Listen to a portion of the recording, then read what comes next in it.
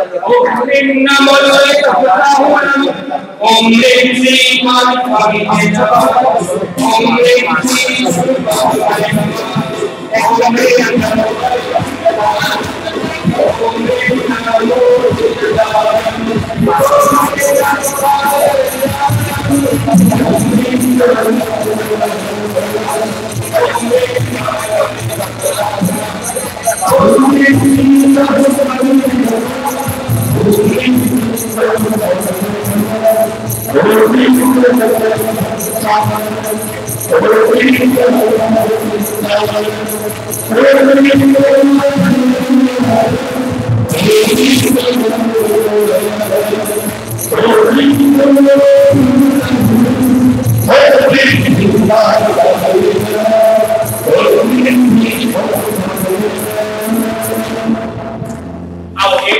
આગળ વધારે મોર બી છાપજો એમને મનનભાઈ છોકરો છે પુરુષ હા છોકરો પણ આઈ જા મે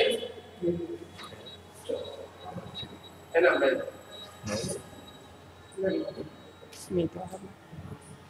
आओ वायु कुमार देव ने विनती करिए कि આપણે પૂજન જે ભૂમિ પર કરી રહ્યા છે એ ભૂમિ શુદ્ધ કરે એ ભૂમિનો વાયુ શુદ્ધ કરે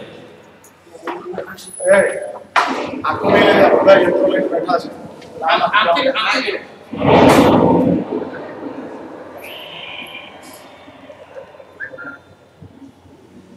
ओम ह्रीं वात कुमाराय विघ्नविनाशकाय महिषा गुरु गुरु स्वाहा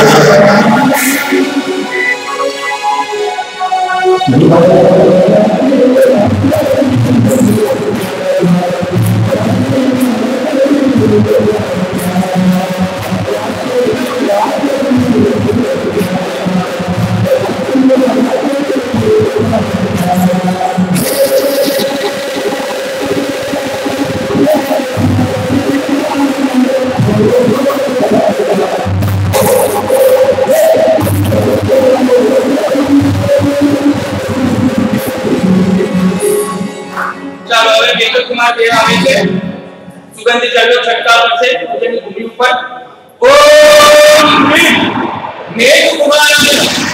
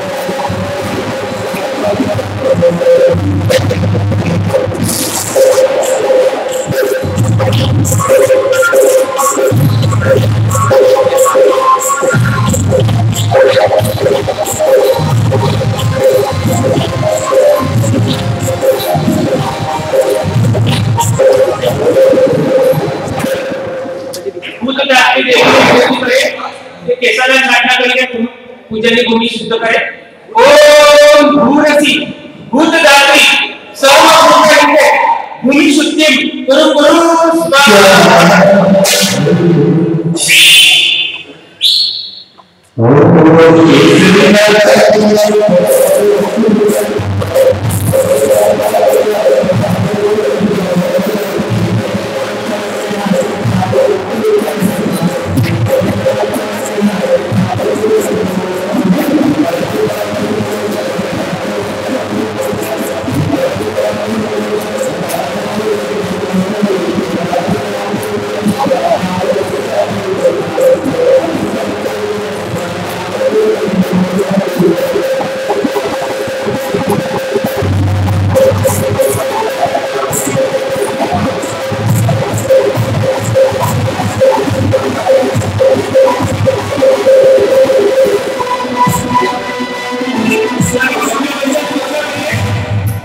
અમે જે મુદ્રા કરશું એ પ્રમાણે સર્વ મુદ્રાઓ કરશું પ્રકાશ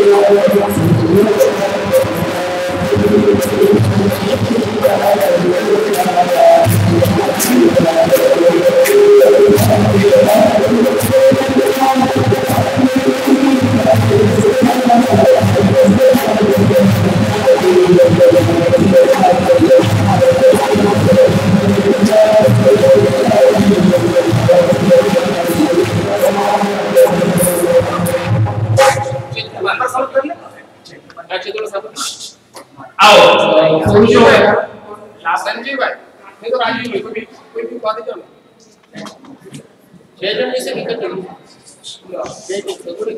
बे भाग्यशाली पधारे मालिक सल्फर ना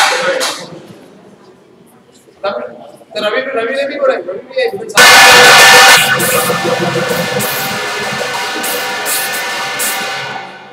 क्षेत्रफल ओम शांति ओम स्वाहा नमः श्री क्षेत्र बालाय कृष्णाय दूसर कापेश्वर काल मेघ मेघनाथ गिरी विदारण आलाद प्रहलाद कंजन भीम गोम कभूषण दुरित विदारण दुरितानि भयंकर प्रेतनाथ प्रभृति प्रसिद्ध विनारायण विंशति भोजानंदाय बर्बर के जटा जुटमंडिताय वासुकी कृता जीनोपविताय तक्षक कृत मेघलाय श्रीकृताय नारायणास्त्राय सीच मावरणाय प्रेतासनाय कुकुरवानाय त्रिलोचनाय आनंदमय रवाद्यष्टभैरव परिवृताय चतुष्षष्टि योगिनी मध्यागताय सह श्री क्षेत्रपाल सायुधवानवरेण ये गौतम स्वामी महाभुजन यंत्र विधि वत्सवे अत्र आगच्छ स्वाहा तिष्ठ तिष्ठ स्वाहा अत्र भुजामलिं गृहाण स्वाहा ओम शां शिं शूं शैं शौं च अत्रस्थ क्षेत्रपालाय स्वाहा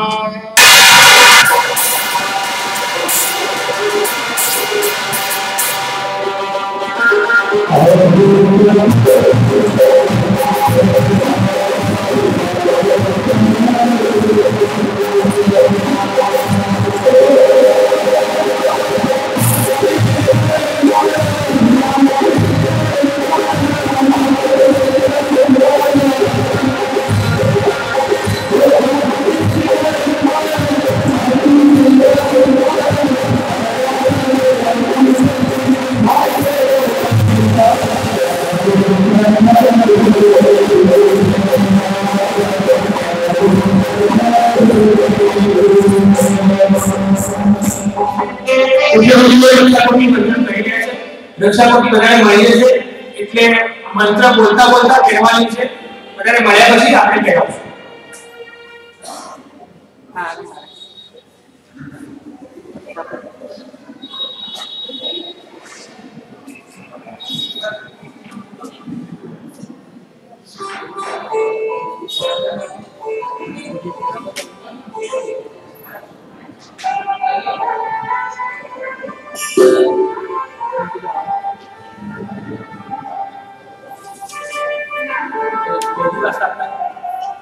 ये ठीक है बेटी का बहुत अच्छा बता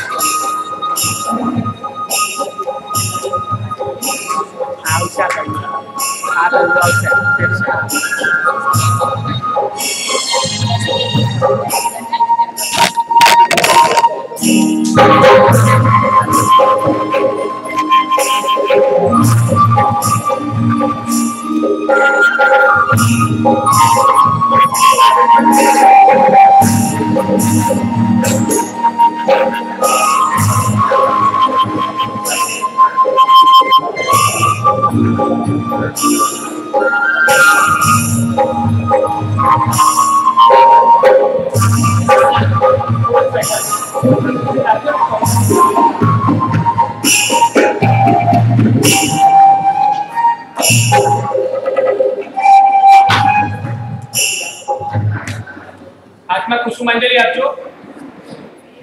अक्षर हाथ में रखो अक्षर।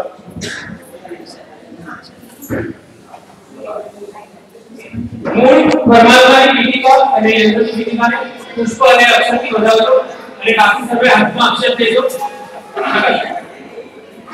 પરમેશ્વર પરમેશ્વર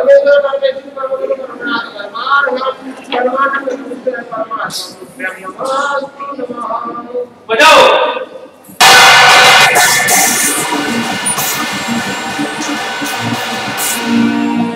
ગૌતમ સ્વામીજીને યંત્રને વધાવજો અને હવે આવા મુદ્રા આવા આદિ કરવામાં આવે છે। પ્રકાશ અમે જે મુદ્રા કરીએ એમ કરશો આવી રીતના અને આપણે કોઈને બોલાવતા હોય એ પ્રમાણે અંગૂઠો ભુજાની આંગળી ઉપર આવી રીતના રાખવાનો એ આવા મુદ્રા છે। પ્રકાશ ओम स्वामी अत्र पूजन महोत्सवे अवतर अवतर सब भविष्य स्वामी ने હવે હથેળી એ જ રીતે ઊંધી કરીને આ રીતે યંત્રની ઉપર મૂકશો। ओम ह्रीं से अनंत विद्या श्री गौतम स्वामी अत्र पूजन महोत्सवे तिष्ठति नमः श्री गौतम स्वामी ने स्वाहा। संविधान मुद्रा आ રીતે अंगूठो मुट्ठी वाળીને अंगूठो બહાર। ओम ह्रीं से अनंत विद्या श्री गौतम स्वामी अत्र पूजन महोत्सवे नमः संहिता भव भव अषट नमः श्री गौतम स्वामी ने स्वाहा।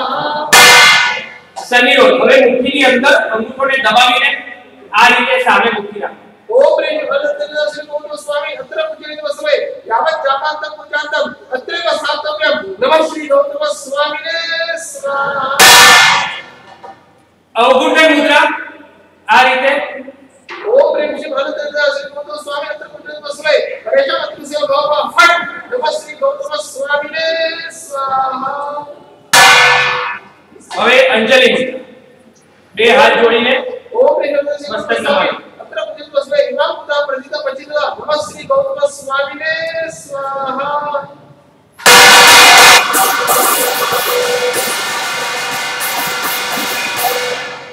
बास्केट की पूजा कर रहे हो।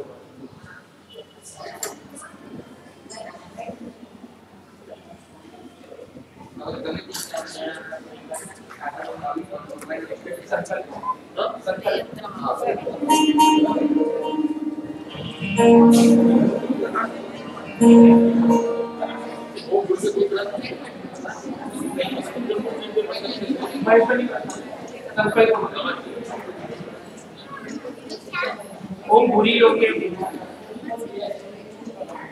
હવે સંકલ્પ મુદ્રા આ રીતે સૌને દેખાય છે અને સંકલ્પ મુદ્રા જમણો હાથ ઉપર, ડાબો હાથ નીચે, જમણો હાથ ઉપર અને વચ્ચે આપણે પોલું રાખવાનું, પોલાણ થાય એ રીતે આપણે સંકલ્પ કરવાનો છે. ડાબો હાથ નીચે, જમણો હાથ ઉપર અને જે પણ મનમાં આપણો સંકલ્પ હોય સંકલ્પ તમારે અહીંયા બોલાવીશ, પછી તમારે મનથી તમારો સંકલ્પ કરવો છે.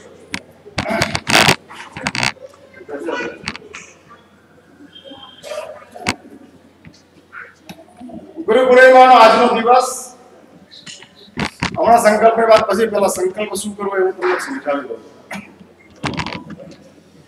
અને ગુરુ પૂર્ણિમાના આજના દિવસની અંદર આપણે ત્યાં 3 તત્વો બતાડવામાં આવેલા છે: દેવ તત્વ, ગુરુ તત્વ, ધર્મ તત્વ. જૈન દર્શનની 6 વાતો સૌથી મહત્વની છે. એમાં 3 તત્વો છે, 3 રત્નો છે. દેવ તત્વ છે, ગુરુ તત્વ છે, ધર્મ તત્વ છે. ધર્મ અને ધર્મ તત્વ અલગ ચીજ છે. ધર્મનો નાશ થઈ શકે, ધર્મ તત્વનો નાશ ક્યારેય થતો નથી. ગુરુ આ ધરતીની ઉપર કદાચ ન હોય તેવું બને, ગુરુ તત્વ આ ધરતીની ઉપર શાશ્વત છે. એ જ રીતે દેવ ચાલ્યા ગયા, ત્યારે કોઈ ભગવાન વ્રત ક્ષેત્રની અંદર નથી, દેવ નથી, પણ દેવ તત્વ છે. દેવ તત્વ એટલે શું? જે આજે પણ વિદ્યમાન છે. હા, ગુલાબ ન હોય તેવું બને, સુવાસ ન હોય તેવું ક્યારેય નહીં. નો ડાઉટ ગુલાબની સાથે સુવાસ ઇન્ક્લુડેડ છે, પરંતુ સુવાસ એવું એક વિસ્તૃત તત્વ છે કે ગુલાબ વિના પણ ફેલાયેલું રહે છે. એ જ રીતે પરમાત્મા મહાવીર દેવ છે અને દેવની અંદર દેવ તત્વ રહેલું છે, પરંતુ ભગવાન મહાવીર આજે આપણી પાસે નથી, આપણી વચ્ચે નથી પરમાત્મા મહાવીર, પરંતુ દેવ તત્વ આજે પણ છે. એ દેવ તત્વ એટલે શું? ત્યારે શાસ્ત્ર એવું કહે છે, દેવ તત્વનો અર્થ છે કરુણા. પ્રભુ નથી, કરુણા આજે પણ વિદ્યમાન છે, આજે પણ હયાત છે, જીવંત છે. આપણે સૌની પાસે કરુણા બેઠેલી છે. એવી જ રીતે ગૌતમ અત્યારે આપણી પાસે નથી, ચલા ગયા ગૌતમ સ્વામી, પરંતુ એ ગૌતમ સ્વામી ગયા પછી પણ ગુરુ તત્વ આજે પણ વિદ્યમાન છે. એ ગુરુ તત્વ એટલે શું? જેની આજે આપણે ઉપાસના કરવાની છે. હા, આજે આપણે એની આરાધના કરવાની છે અને ગુરુ તત્વનું નામ છે સમર્પણ, સરેન્ડરશિપ, અનકન્ડિશનલ સરેન્ડરશિપ. હા, અનકન્ડિશનલ.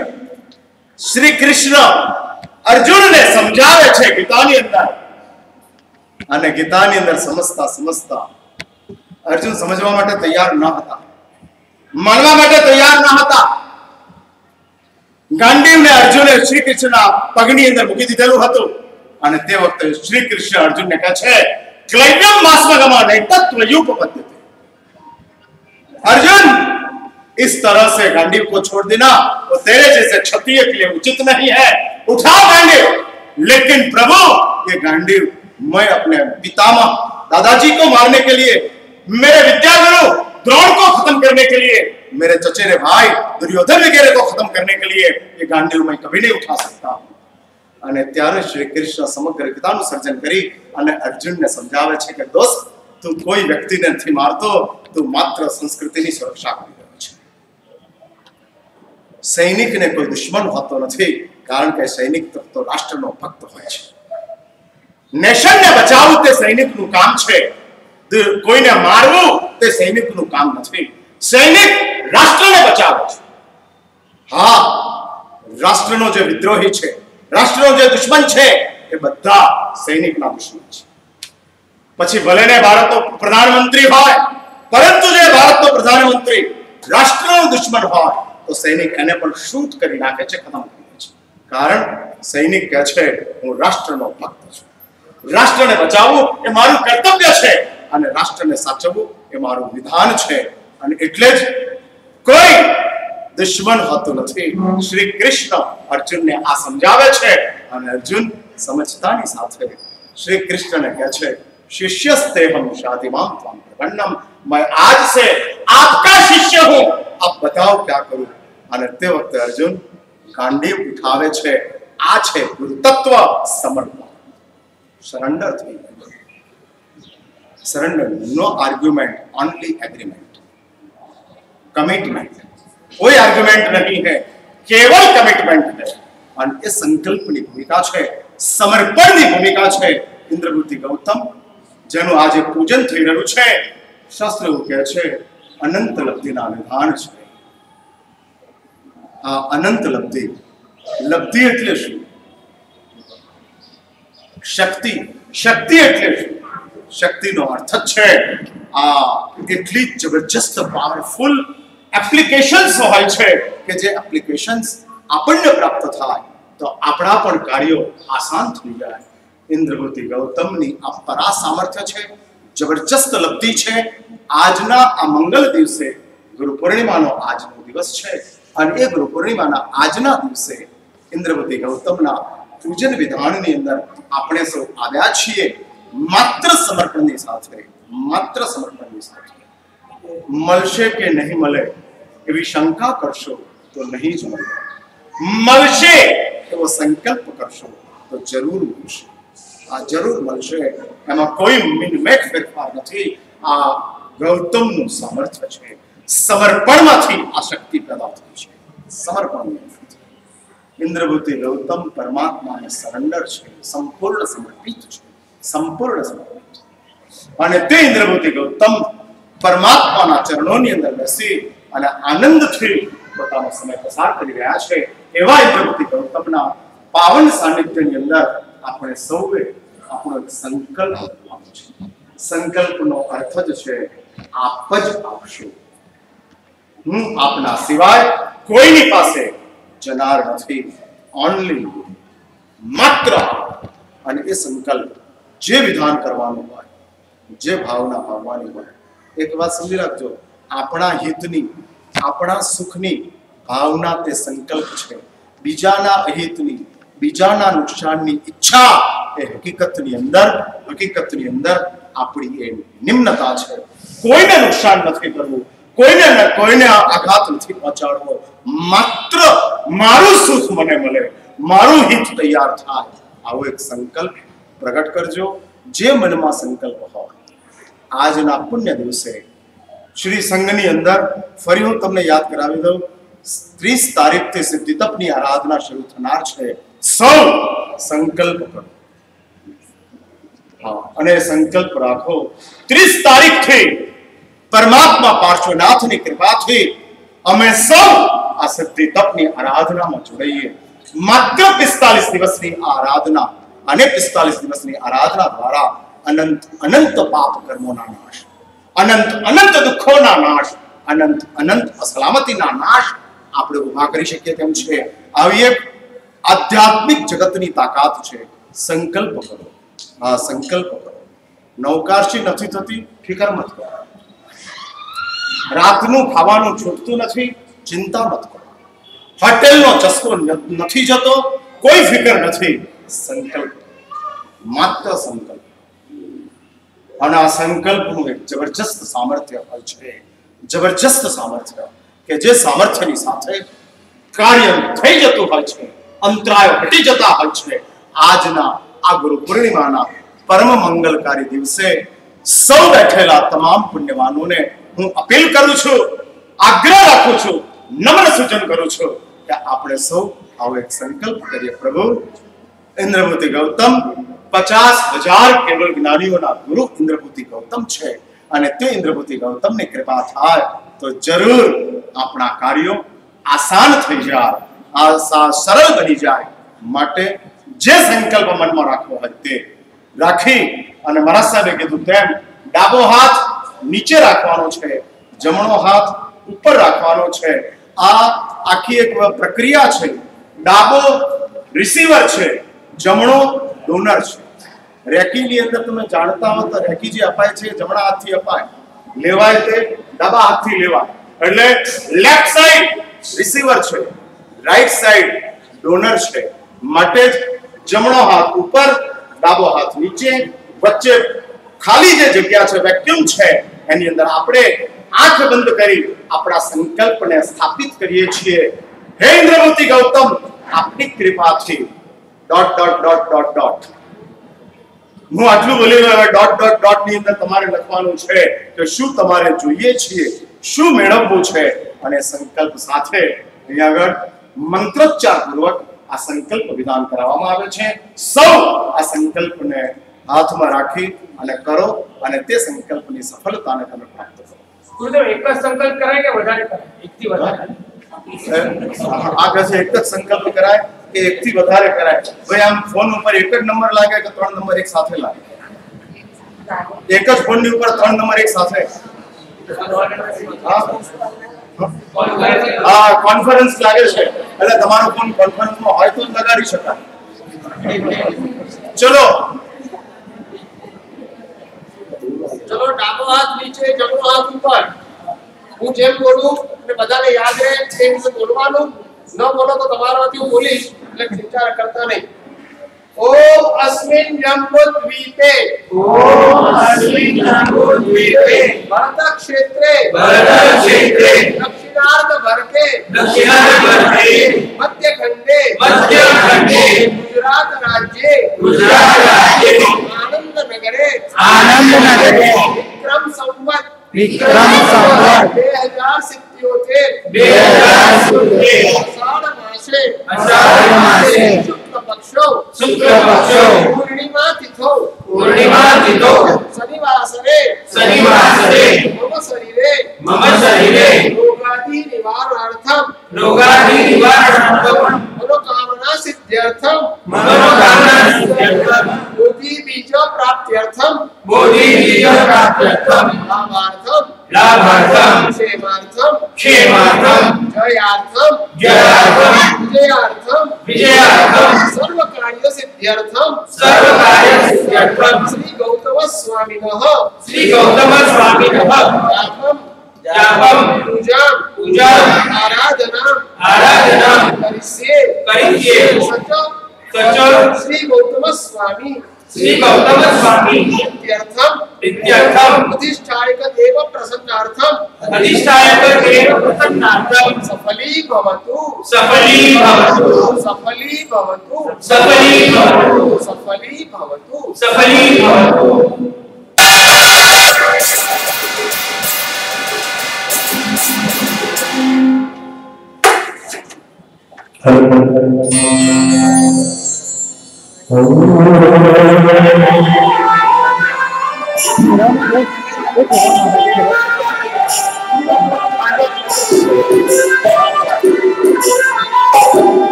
બધાએ રક્ષાપટ્ટી હાથે બાંધવાની છે। જેની પાસે પહોંચી ગઈ છે હું મંત્ર બોલાવું છું। મંત્ર મનમાં રક્ષાપટ્ટી પડશે ને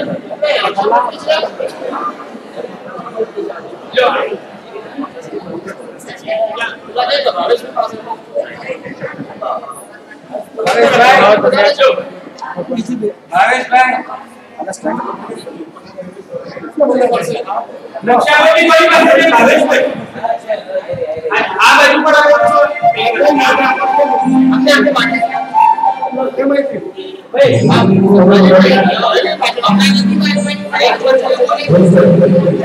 ગાયત્રી મંત્ર બોલે પછી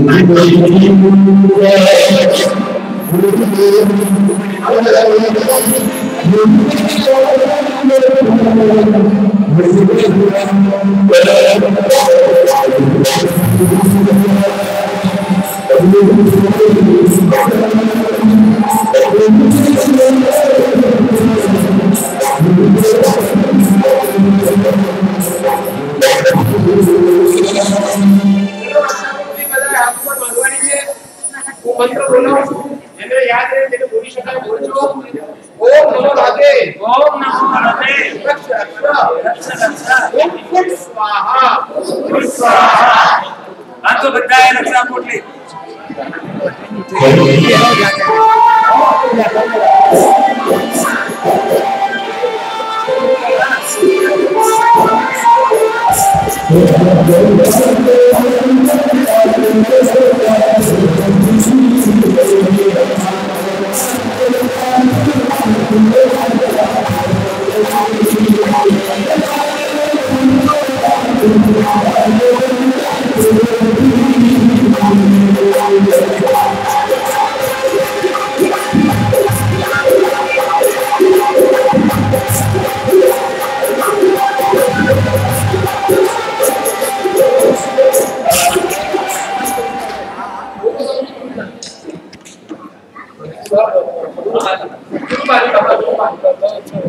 गुरु का पूजन यंत्राला कुसुमाचे पूजन करतो आणि मांडवाला मलिकभाई आदेश हे मुलं द्रव्य अर्पण करतात निर्माण केले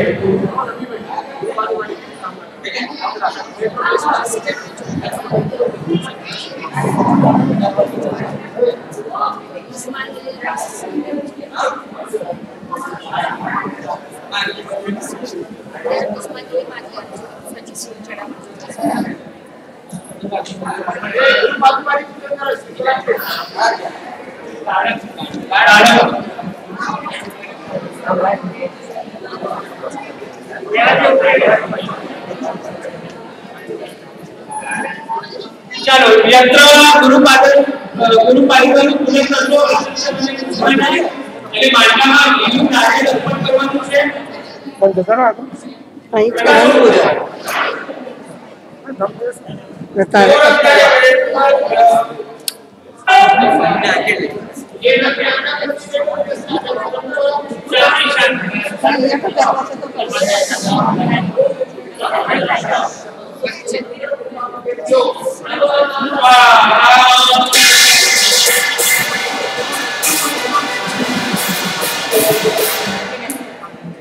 જ્યારે પણ ગુરુદેવ મંત્ર પ્રકાશન ત્યારે અંદર વાતો નહીં કરતો શું વિધિ ચાલે છે પછી ધ્યાન દો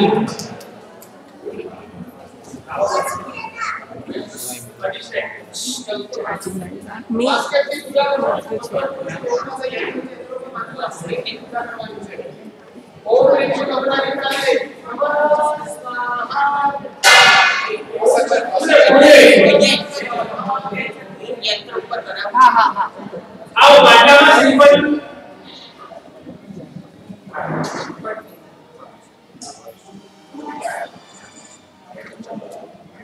ખાલી ભાઈઓ પૂજન કરો હા ઓમ ઠીક છે જય એક બે ચલો હવે બે લેડીઝ આ બાજુ આવી જાઓ બે જેન્ટ્સ આ બાજુ આવી જાઓ ગૌતમ સ્વામી પૂજન આ પ્રતિષ્ઠા છે પૂજન કરીએ આપણે બે લેડીઝ આગળ ગુરુદેવ મંત્ર સર્વ શ્રીફળ યંત્રમાં દેવીની અંદર પ્રકાશ ઓમ કમળાય સ્વાહા ઓમ સ્વાહા स्वाहा स्वाहा ओम सरस्वती नमः स्वाहा ओम स्वामी नमः स्वाहा ओम महालक्ष्मी नमः स्वाहा ओम गणेश दक्षराजाय नमः स्वाहा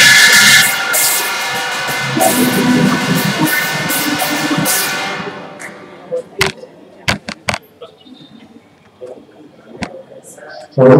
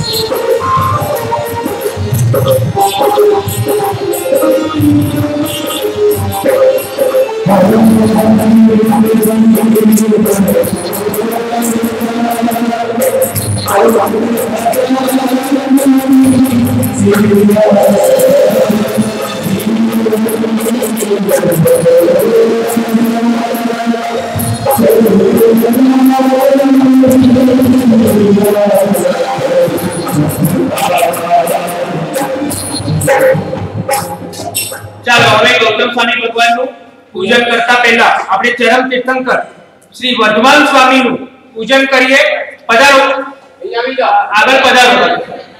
અહીંયા પૂજન કરવાનું છે. આ ચરમ તીર્થંકર વર્ધમાન સ્વામીના પ્રથમ શિષ્ય હતા ગૌતમ સ્વામીજી. આ વાતથી એક વાત યાદ આવી કે પૂજ્ય ગુરુદેવ પન્યાસી શ્રી ચંદ્રશેખર વિજય મહારાજ સાહેબના પણ પ્રથમ શિષ્ય એ આચાર્ય ભગવાન અત્યારે આપણી સામે જે બેઠા છે આચાર્ય ભગવાન શ્રી ચંદ્રશેખર વિશ્વજી મહારાજ પોતે છે. બરાબર છે સાહેબ? આપણે અહીંયા આ લોકોને કેસર વગેરે આપી દીધું. યંત્રની અંદર માત્ર આસક્તિથી પૂજા કરવાની છે. જી, ત્યાં કેસર પુષ્પ પૂજા કરશો અને ફળ નૈવેદ્ય આપશે આપણે મનોભાઈ. ચલો પ્રકાશ ગુરુદેવ નવોરત જય જય વાજે પ્રસાદ વિશ્વા પૌત્ર વિદ્યેવ વંદે વિદ્યા શ્રીમદે વીરનાથાય સદાધાય તુલસીયા મહાનંદા સુરાજ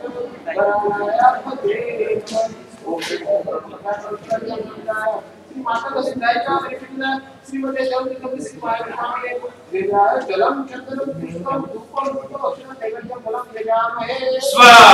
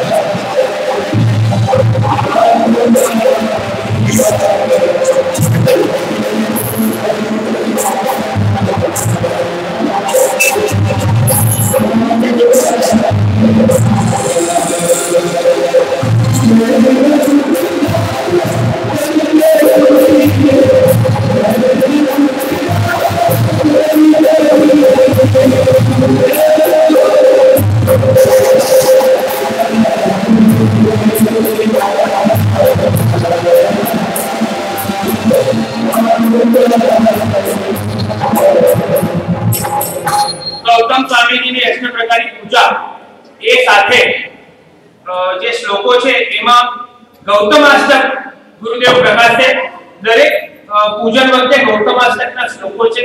એમ કહેવાય છે કે રોજ જો ગૌતમાષ્ટકનું પઠન કરવામાં આવે ગુરુદેવ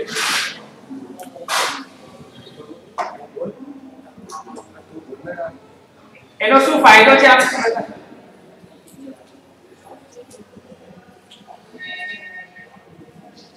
इंद्रभूति गौतम કયું કેરેક્ટર છે? આપણે તો બહુ પ્રસિદ્ધ શ્લોક છે, મંગલમ ભગવાન વીરો, મંગલમ ગૌતમ પ્રભુ, મંગલમ સ્થૂલ ભદ્રાત્યા, જૈન ધર્મો. શા માટે ભગવાન મહાવીર મંગલ? શા માટે ઇન્દ્રભૂતિ ગૌતમ મંગલ? શા માટે સ્થૂલભદ્ર મંગલ? ભગવાન મહાવીર અને ઇન્દ્રભૂતિ સ્થૂલભદ્રની વાત અત્યારે નથી કરવી. અત્યારે માત્ર ઇન્દ્રભૂતિ ગૌતમ. શા માટે? તમને ખબર છે, એવું એક ઇન્દ્રભૂતિ ગૌતમનું જીવન છે કે બે અંતિમોની વચ્ચે ચાલે છે. જ્યારે પરમાત્મા મહાવીર ઇન્દ્રભૂતિ ગૌતમને ઉપલબ્ધ નહોતા થયા, ત્યારે ગૌતમ પોતાની જાતને સર્વજ્ઞ માનતા હતા. It is fact, it is not a fact. આ ખોટો એક ભ્રમ ઇન્દ્રભૂતિ ગૌતમની અંદર હતો. ફેક્ટ, પોતે માને છે કે હું સર્વજ્ઞ નથી. ખુદ ઇન્દ્રભૂતિ ગૌતમને ખબર છે કે મને એક બાબતની શંકા છે, અને શંકા હોય તે સર્વજ્ઞ ન હોય, સર્વજ્ઞ હોય તે શંકા. બંને ઓપોઝિટ એક્સ્ટ્રીમની ઉપર છે. જો તને શંકા છે તો તું સર્વજ્ઞ છે. શી રીતે સર્વજ્ઞ? અને જો તું સર્વજ્ઞ છે તો શંકા છે. બંને ચીજ એક સાથે નથી રહી શકતી. અને ગૌતમ પોતે જાણે છે કે હું સર્વજ્ઞ નથી, પરંતુ ગૌતમના મગજની અંદર આ ખ્યાલ ઉભો થયો છે. અને પોતાનું અજ્ઞાનને છુપાવવા માટે ઇન્દ્રભૂતિ ગૌતમ સતત પ્રયત્નશીલ છે, સતત પ્રયત્નશીલ.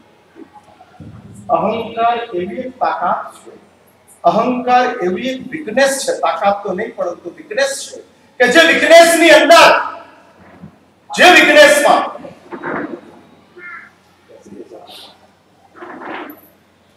જે વીકનેસ છે એ વીકનેસની અંદર પોતે જે નથી એ પ્રોજેક્ટ કરવા માટેનો પ્રયત્ન ચાલે છે. અહંકાર શું કરે ખબર છે તમને? જે ન હો તે બતાડવા માટેનો પ્રયત્ન ચાલે. કાળો માણસ મેકઅપ વધારે કરે. જે કાળો છે એ કાચની સામે વધારે ઉભો રહે, વધુ મેકઅપ કરે, કારણ કે એને ખબર છે કે હું કાળો છું.